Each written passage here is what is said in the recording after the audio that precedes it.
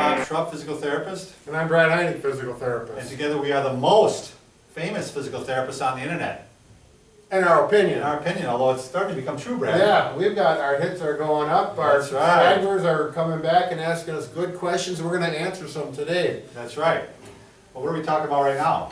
We're going on strokes. What is a stroke? How does it happen, and what signs and symptoms does it give to you? And if someone is having a stroke, how do you know? So we're gonna go through that, and let's start out with, up on top, we've got stroke. And now stroke is not the medical term. The medical term, we always, in the hospital or in the clinic, you'll hear the letter CVA. And we always shorten things up because that's quite a mouthful if you It put it sure all is. together. As a matter of fact, I'm gonna let you say it, Bob, because Cerebral vascular accident. And actually, it's not as bad as it sounds if you break it down. Cerebral means brain, yeah, and that's where the stroke occurs. Vascular means blood, and The that's, vessels. and that's why the stroke occurs. Somehow the blood gets disrupted. yeah. Okay? And that's the accident part. And that's the accident part. Which yeah. always kills me. Yeah, well, it doesn't sound like an accident. Traffic accident, yeah, exactly. accident going on in your head, but it is, it's an accident, but, It's a bad accident. yeah, it is, So there are two types of stroke, right, Brad? Right, exactly. Two major types. Right, And the first is what we call ischemic. And again, you don't need to know all this, but I think it helps. I think it helps. yeah, it's the two major categories. Ischemic means a lack of blood, Right. right? I mean, a lack of oxygen. You're right, Yeah. exactly. So, and somehow there's a lack of oxygen occurring with your brain, and quite often it's from a blockage.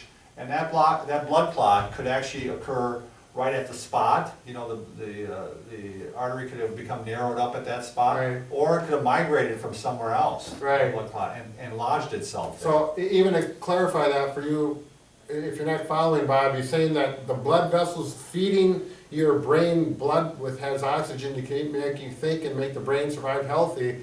One of the vessels either gets a clot floating Right. from wherever, plugs it up, no blood can get through. Wherever that blood was going to feed the tissue in that brain is starving from lack of blood, lack of oxygen, and actually will die. Exactly. And that's the worst case scenario. Or it could be, is it not true that that vessel maybe just over years of time from bad diet, whatnot, heredity, just narrowing and narrowing and narrowing, and finally it gets so small. That Yeah. there's no blood going through anymore. Exactly. You see that in the carotid arteries quite often. Oh, yeah. You'll find out that, I had a person that one was 99% occluded and the other one was 100% occluded. Yeah, so how could he even survive? Well, you get some blood supply from the posterior here, or the back part, and that's how they're surviving. Sure. So, anyway, we digress. The hemorrhagic type of stroke is the one where you actually have a tear in the blood vessel and there's a bleed into the brain. Right. And that can form like a subdural hematoma, and it has to be actually, quite often you have to drill in there and relieve that pressure. Right, I have a friend of mine, his mother had a hemorrhagic stroke. In other words, we call it a bleed. A vessel actually burst open, you know, they could have, where the vessels bulged out. Mhm. What's that? Oh, sure, aneurysm. Aneurysm in there that bursts open, and you just think of it as a vessel in your brain is bleeding, it's just pouring blood into your Yeah. brain, which is not good. In her case, they literally cut open her skull Oh, they to did? remove it, yeah. Wow. Actually, she recovered very well, but it was near fatal. So either one can be very traumatic and, you know, can cause death. The other thing about ischemic is called the block. You know, in other words, the block we talked about, that particle nerve blocking it, or a bleed. Those are the brief terms and the slang terms we use. What happened to our little eraser? Oh, the eraser. Yes. Oh, you have it there. Yeah. Okay. Well, we're gonna, just real quickly to go over the signs and symptoms here then. So, if we have a face, and a smile, and you got eyes, Bob is good. Look at that. and this is where I get bad. Yeah, that's all right. Okay. We're gonna stick to the head. So if you have a stroke, and the brain, you know, controls all of our functions, okay? So any function that we perform That's the in size life- of Bob's brain. My brain goes way down. Here, I got a bigger one. What, a horseshoe brain? All right. So, Let's get as I serious. was talking, and someone interrupted, the brain controls all the functions, so that's gonna help you tell you what signs and symptoms you may experience. So first off, if you have a stroke, one of the signs you're gonna feel is you may have an actual pain in the brain, which would be a headache. Sure. A severe, headache, I don't think it'd be a dull headache, it would probably be a pretty severe headache. So then we'll just start from the top and go to the bottom, which functions might be affected when you have a stroke. First we start off with your eyesight. You could have blurry vision, you might have droopiness of one eye. Right. One eyelid going down. Right. Which also goes down into, it's very common, the mouth will droop, drooling on one side of the mouth. And that's why this person is smiling here, but they could actually end up going like this. Right. See that a lot. It actually can affect your sense of smell, because any of the cranial nerves can be affected. Sure. The cranial nerves affect that. Moving down, obviously any sensation or feeling or numbness or tingling you have could be the sign of a stroke in any of the extremities and in the face. Sure. Weakness in the arms. So if this person had a stroke, this arm would probably be going down like this.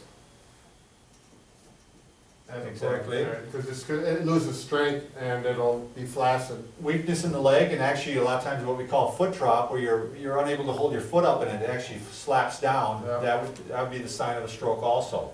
So the big thing is a stroke affects one side of the brain typically, and the whole other side of the body has the symptoms. Yeah, so if we have a stroke on this side, the nerve pathways cross over. And so, if you have weakness on this side, it's probably because you had a stroke on the right side. By the way, I just heard a joke yesterday.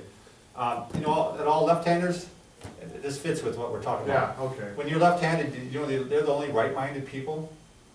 But you don't even get that.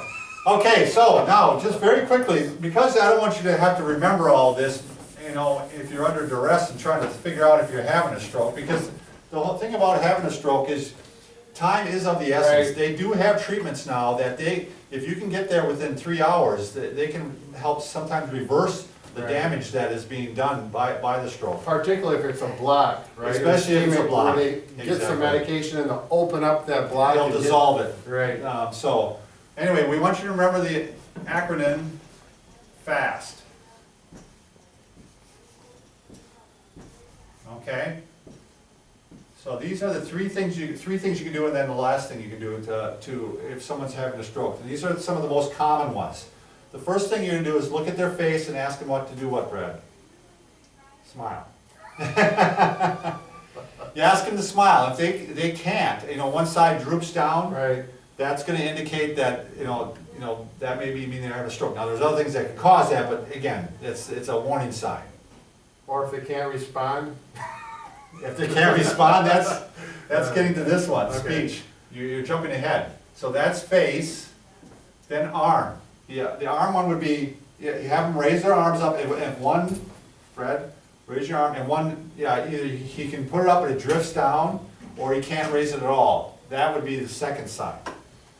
Third sign, again, these all don't have to be present. If one of them is even present, Sure. there should be concern on your part.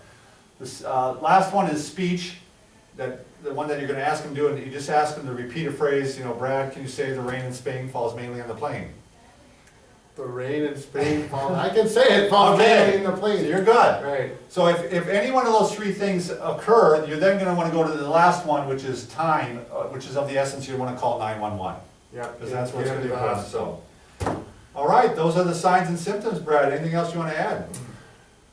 I think not, unless you want to cover the TIA, should we save that for another video? Oh, we can talk about Tiaa just real quickly. The Tiaa is similar to a stroke, except usually there hasn't been any permanent damage done. Transient ischemic attack. Right. Again, breaking it down, transient means brief or not long lasting. Right. I came up with it off the top of my head. I hope that's correct. You're doing very well today, Bob. Ischemic is what we talked about already, where you have a lack of oxygen. Yep.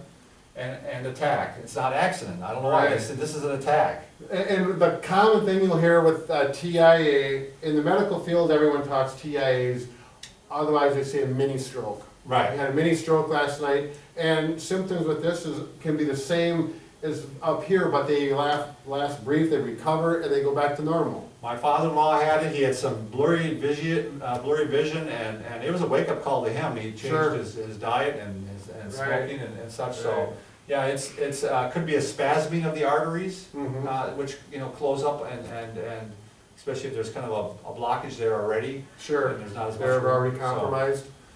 So, Yeah, I think that's a pretty good coverage of stroke CVAs and TIAs. and Brad, remember, we can fix everything?